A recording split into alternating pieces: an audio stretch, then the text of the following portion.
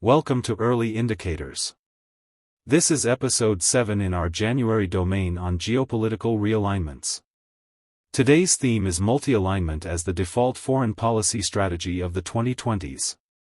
In this episode, we examine signals that are structural, not events, early, not reactive, underreported, not mainstream, and directional, not episodic.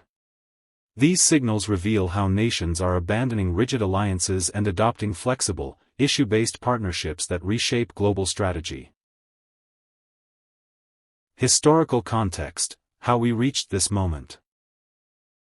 For most of the 20th century, foreign policy was defined by binary alignment.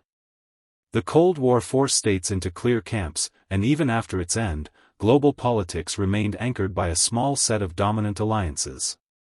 Nations were expected to choose sides, maintain loyalty, and align their economic, security, and diplomatic decisions accordingly.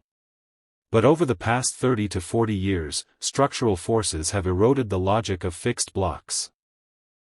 The rise of new economic centers, the diversification of energy markets, the spread of digital infrastructure, and the emergence of regional institutions created incentives for states to pursue more flexible strategies.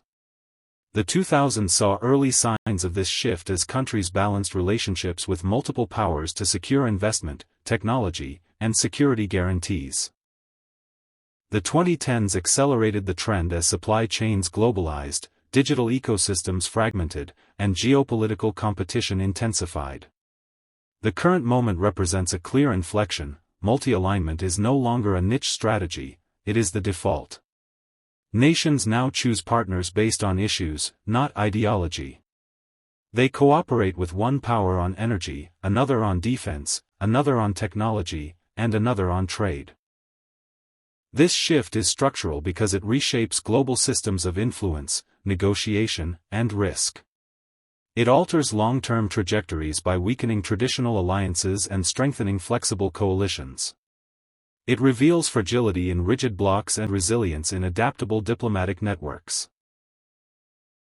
This theme fits the domain because geopolitical realignments increasingly emerge through fluid partnerships rather than fixed alliances.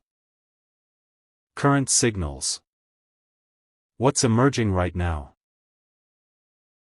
Several early, underreported, directional signals show that multi-alignment is accelerating.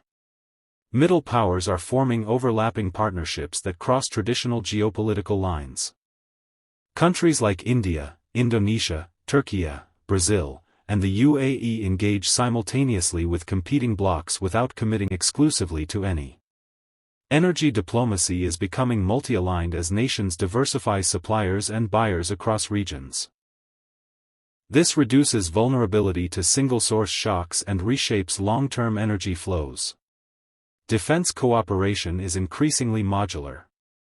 States participate in joint exercises with one group, procure equipment from another, and coordinate intelligence with a third.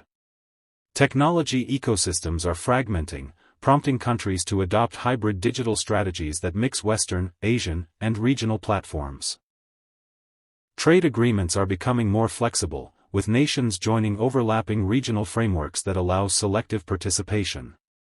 Multilateral forums are being supplemented, or replaced, by issue-specific coalitions focused on climate, supply chains, maritime security, or digital governance. These signals matter because they reshape the diplomatic system itself. They alter long-term trajectories by decentralizing influence and redistributing power across multiple centers. They reveal fragility in traditional alliance structures and resilience in adaptive, multi-layered networks. Signal strength: converging. Case studies, where the shift is most visible. India's multi-vector diplomacy. India participates in the Quad, buys energy from the Middle East, maintains ties with Russia, and expands trade with Southeast Asia, illustrating a flexible, issue-driven strategy. Turkey's hybrid alignment. Ankara balances NATO membership with independent defense production, regional mediation, and diversified energy partnerships. Brazil's climate plus trade diplomacy. Brazil works with Western institutions on environmental issues while deepening agricultural and industrial ties with China. UAE's cross-platform strategy. The UAE engages in Western security cooperation, Asian trade networks, and Middle Eastern energy alliances simultaneously. Implications: why this matters. For nations, multi-alignment reshapes foreign policy, risk management, and strategic autonomy. For cities, it influences investment flows, technology adoption, and infrastructure partnerships. For firms, it alters market access, regulatory exposure, and supply chain design. For communities, it affects job creation, migration patterns, and economic stability. At the macro layer, global blocks become more fluid and less predictable. At the micro layer, specific ports, industrial zones, and digital hubs become nodes in overlapping networks. This shift reveals fragility in rigid alliance systems and resilience in flexible diplomatic architectures that can adapt to rapid change. Future expectations/projections, where this is heading. Short term, 1 to 3 years expect more issue-based coalitions focused on climate, supply chains, and digital governance. Countries will continue diversifying partnerships to reduce dependency. Medium term, 3 to 10 years multi-alignment will become institutionalized through new regional forums, hybrid trade agreements, and cross-platform technology ecosystems. Long term, 10+ years the global order will resemble a web of overlapping networks rather than a set of competing blocks. Influence will flow through flexible coalitions, not rigid alliances. Early indicators to watch. New minilateral groups, cross-regional investment agreements, hybrid digital infrastructure, and diversified defense procurement. What to watch next: track how nations manage contradictions within their multi-aligned strategies.